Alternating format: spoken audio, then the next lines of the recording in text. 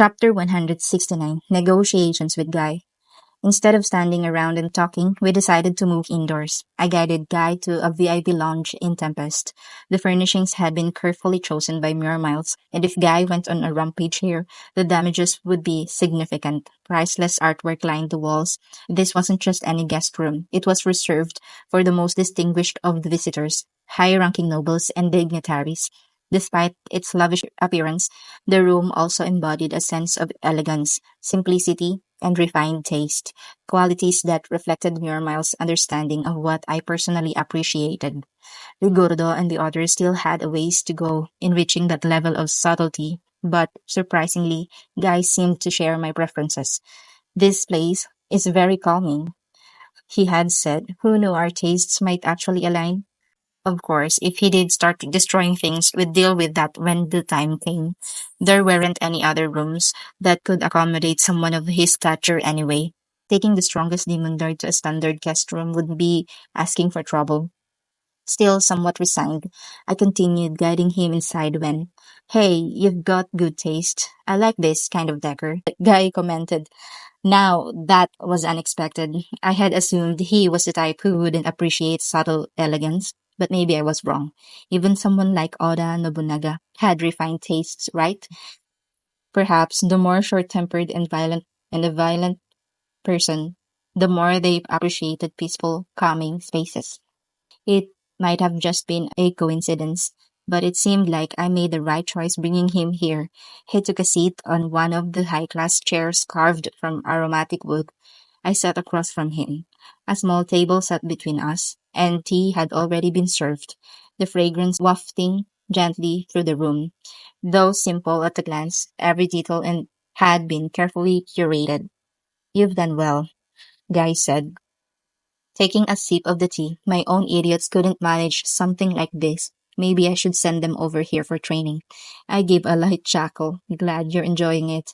Honestly, ever since I came to this world, I'd mostly done whatever I pleased. But this situation was different. For the first time, maybe since meeting Vildora, I was treading carefully. It wasn't about whether I could win or lose. I just wanted to avoid conflict. It would be messy. Things would definitely get broken. "This room," I said, "is the best we have. You're the first person I've brought here. I only bring those I want to leave a good impression on." "Oh, so you do want to make a good impression?" he asked with a grin. "Of course, I wouldn't be much of a demon lord otherwise. If I didn't care about things like pride and presence, I'd be sulking around in the shadows living a half-decent life." That was a gentle jab, a way to let him know I wouldn't be letting him take full control of the conversation. Depending on how he responded, I decide how to engage with him from here on out. First and foremost, I needed to know why he came here. I had a hunch, most likely someone tipped him off about recent events. Probably Dino. And in fact, Dino had admitted to it. Thanks to Sui's extensive surveillance network and our magic-based methods for detecting hostile intent, I could confidently say there were no spies left in Tempest. We prioritized intelligence above all else. Naturally, that included preventing the enemy from gathering any on us. I'd done everything I could to shut down enemy espionage within our borders. Haha, trying to feel me out. "Are you? You're more interesting than I thought," Guy said with a laugh. "Well, let's not waste time with formalities." We took another elegant sip of his tea before continuing. "I came because I heard you're at war with the Empire." "And yeah, like you guessed, Dino told me. He's here, right? Somewhere in this place. Anyway, he told me you wiped out about 1 million people, and apparently you've got some Demon Lord class subordinates under you now." That reminded me of the one you brought to the last one purges. Got me curious. What other monsters are hiding in your ranks? In your ranks? His tone was casual, but the message was clear. He was here to evaluate my strength, and possibly something more. His interest in the Empire seemed a bit too pointed. "I do have several Demon Lord class subordinates," I replied calmly. "The three you knocked out earlier are among them." "Of course, there are others, but I don't plan to reveal everything. In this world, individual strength often outweighs numbers. So naturally, I've prioritized building that kind of strength." "I see. So there are more, huh? Wait, are you an otherworlder?" "And the slime?" Guy asked, raising an eyebrow. "Hmm? You didn't know?" I smiled. I'm a slime, yes, but one that's retained the heart of an otherworlder, a reincarnator. Seriously? Seriously. We locked eyes. The real conversation was just beginning. Next scene, the truth behind Guy's suspicion. Or rather, he really didn't know. I had assumed this was common knowledge. After all, I had already declared my origins to the world. I thought the information would have reached every king and ruler by now. Maybe that was just my assumption. I hadn't considered the possibility that some might not have received the news. It wasn't a failure in how it was conveyed, but a reminder that not all intel spreads equally. I'd have to be more mindful of that in the future. Oh, wow. Guy burst out laughing. So that's what it is. No wonder you're so attached to that human form. Despite being a monster, you mimic it impressively well. But now it all makes sense. That's also how you were able to acquire an ultimate skill, huh? Normally, those don't come easy. But if a soul retains its ego after crossing worlds, it naturally gains enormous strength. At first, I thought Rudra was just acting out some overblown performance, but hearing this, now it all adds up. Sorry for doubting you. Wait, self-scripted act? I asked, intrigued. I wanted more details. As it turns out, Emperor Rudra and I had been locked in conflict for over 1,000 years. And then I appeared out of nowhere, rising as a true demon lord and acquiring an ultimate skill. Initially, my connection to Veldora's resurrection had made them take a wait and see approach. But the recent battle with the Empire triggered suspicion. Dino reported that not only did we survive the clash, the Imperial army was annihilated. At that point, Guy realized something wasn't right. Would Rudra, the Emperor himself, really launch a military campaign and lose that badly against just one demon lord?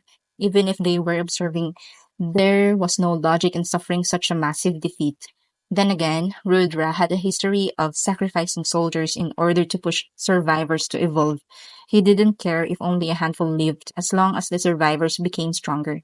The outcome was worth it. Apparently, after Vildara was massacred, a large imperial force, some of the survivors evolved into sages. That had been considered a net gain. To the public, Rudra would give some palatable excuse, but behind the scenes, he used these deadly encounters to hone his army. Guy said the demon lords fought each other for a similar reason, clashing then evolving into true demon lords. So both Guy and Rudra were essentially playing a long game, like a strategic match of chess, testing each other's patience over centuries. But this time, there were no survivors. That was the red flag. Guy couldn't ignore the fact that I had gained multiple Demon Lord class of subordinates and not a single Imperial soldier survived. That just didn't fit Rudra's methods, a wasteful operation without any strategic payoff. Rudra would never approve such a thing without a bigger purpose behind it. Dinah's report implied he had the same doubts. Honestly, what was he thinking? So Guy started to suspect that the battle had been staged, a self-scripted act. In other words, that I was in cahoots with Rudra all along, that I had defected from the Demon Lord faction and joined the Emperor. Worse, he even wondered if I'd been Rudra's agent from the very beginning. After all, a newly born monster, a slime, no less obtaining an ultimate skill, highly unusual. Guy theorized that Rudra might have given me the skill and guided my evolution for his own purposes. Is it even possible to give someone an ultimate skill? I asked. It is, under certain conditions. Guy replied, though the gifted version is a weaker form, and the recipient must already be powerful enough. Someone who wouldn't pose a threat even with the skill. I wanted to ask more, but then Guy casually dropped a bombshell. Not a threat? Seriously?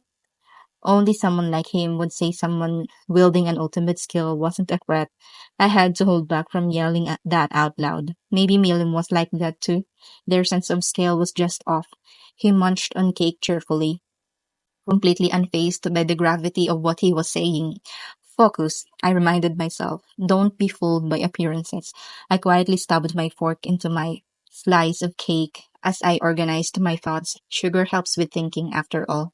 So, back to the theory. This self scripted act. The idea was that After sealing Veldora, the Emperor found a slime me, gave it powers, and used Veldora's influence to unify the great Jura forest. That slime would then awaken as a demon lord. With Veldora's support, that awakening would be easy. However, because Veldora's presence had disappeared for a time, Guy didn't fully trust this scenario.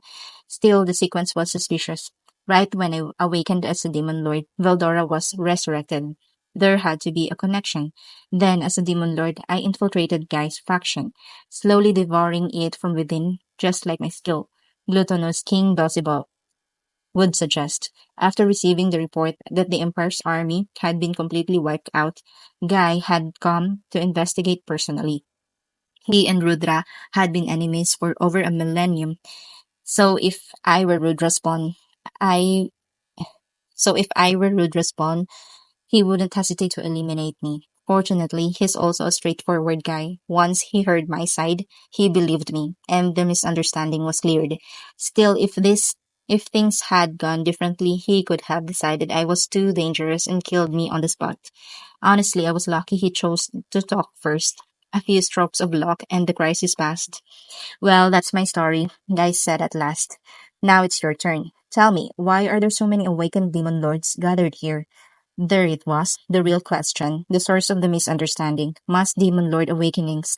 The sudden surge of demon lord awakenings had triggered Guy's suspicion that I might be one of Rudra's pawns. That's why he showed up so abruptly, demanding to know what's going on here. He suspected some kind of setup, a self-scripted act, perhaps. But instead of just one or two, he found several individuals on the verge of becoming demon lords. Honestly, it looked bad. Lucky for us, Guy didn't immediately decide to wipe everyone out. He probably held back because even if I was a traitor, he believed he could take us all down if necessary. That confidence gave him the luxury of asking questions first. If Guy had been any weaker, I might have tried to fight him, but because he was too strong, I had no choice but to talk things out. A strange mix of frustration and relief washed over me. Still, I'm glad we avoided a fight.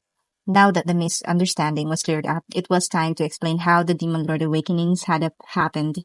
Solution. You may claim that it was all due to the ability of gluttonous King Beelzebub.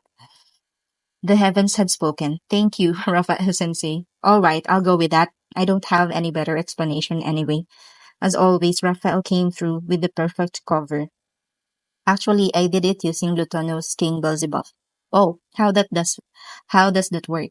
Raphael Sensei, help me out here. Solution. By converting the power of a soul into magical energy, it is possible to forcibly evolve those who meet the qualifications. Glutonous King Beelzebub can convert soul power into magical energy that allows qualified individuals, Demon Lord class only, to evolve. Wait, seriously? Is that actually true, Raphael Sensei? Solution. I do not understand why I am being referred to as sensei, but it is true. Of course, it's true. Huh, then, does that mean I can do the same for my subordinates? Solution. It is possible. Before I could even ask, she answered, for some reason that made me feel oddly lonely. It was like she was saying, dealing with you is getting annoying. Solution. I have no such intention. Oh, I detected a hint of irritation. Best not to push my luck. Time to let it go. I think it should be possible. I can't say for sure without trying, but yeah, it should work. So I just need to prepare the souls, right? I tried using 10,000, but there weren't any signs of awakening, so I figured it wasn't going to happen. Wait, are you talking about your subordinates like that maid misery or I saw at Walpurgis? Yeah, her. And another one, a demon duke named Hilary. They're both demon lord class at the same level as the trio you fought earlier, but right now they're practically useless. Whoa, hang on. You just said they're as strong as those three and now you're calling them useless. What kind of standard is this guy using? So you gave them 10,000 human souls each? Yeah, but since nothing happened, I still have a lot in reserve. I even tried it on myself, but that didn't work either. So how much do I actually need? Solution, 500,000 will be sufficient. 500,000 should do it. Wait, what? You said 500,000. Are you serious? Solution, the required amount includes those for Girodo Adalman, Testarossa, Ultima, and Carrera. That's insane. Are you trying to manipulate Guy Crimson directly? No, wait, if he finds out I'm the one who'll come after. Solution, there is no problem. No, there's definitely a problem. You're terrifying right now. This is exactly why people fear the fearless. 500,000, huh? I probably don't even need to attack more towns. I should already have enough in storage. Oh, that's great to hear. All I could manage was a dry chuckle. This situation felt scarier than trying to cheat the Yakuza. If I get caught, I can't complain if I'm completely annihilated. But at least being a slime had its perks. No sweat, no trembling face. Perfect for bluffing. Meanwhile, Guy was already on his third slice of cake, looking pretty satisfied. Since negotiations were done, I was hoping he'd leave soon, but apparently, someone else was on their way, so we had to wait. Oh, this is such a hassle. A little earlier, Guy had opened the gate and summoned Hillary and Misery here. Once you've visited a place, creating a gate there is easy. If I could do it, of course, Guy could do if, of course, Guy could too. To help them evolve, he handed over 500,000 souls. Raphael said there was no issue using them. It was about to begin the process when, wait, first teach them how to make this cake. Seriously? Just buy it next time. We glared at each other for a while, but it was clear he wasn't backing down. Fine, even if it's technically against the rules, I'll share the recipe. If I wanted them to leave quickly, there was no point in being stingy. They probably couldn't recreate it just from taste, so I'd give them the recipe and let them sample the cake. It would make things easier. Leaving Sean's disastrous cooking aside, these two were actually competent maids. Even the tea they served earlier had been great, and the moment they took a bite of the cake, splendid, as expected of Demon Lord Rimuro-sama, they both praised me in perfect sync. If people can be this happy over cake, maybe there's no need for all this drama about the fate of the world. Then again, the world is full of surprises if you care to look. Right in the middle of that thought, Ramirez burst into the room. This is bad. Master Vildora. He went to Ramina's place. More chaos incoming. Looks like I won't be getting any peace and quiet anytime soon. Note, Beelzebub was changed to Beelzebub. It's really the same thing, but this one aligns with the original text more, so she convinced me to change it and we all agreed. Apparently, there's some deep reason for this. We'll find out later. End of chapter 169.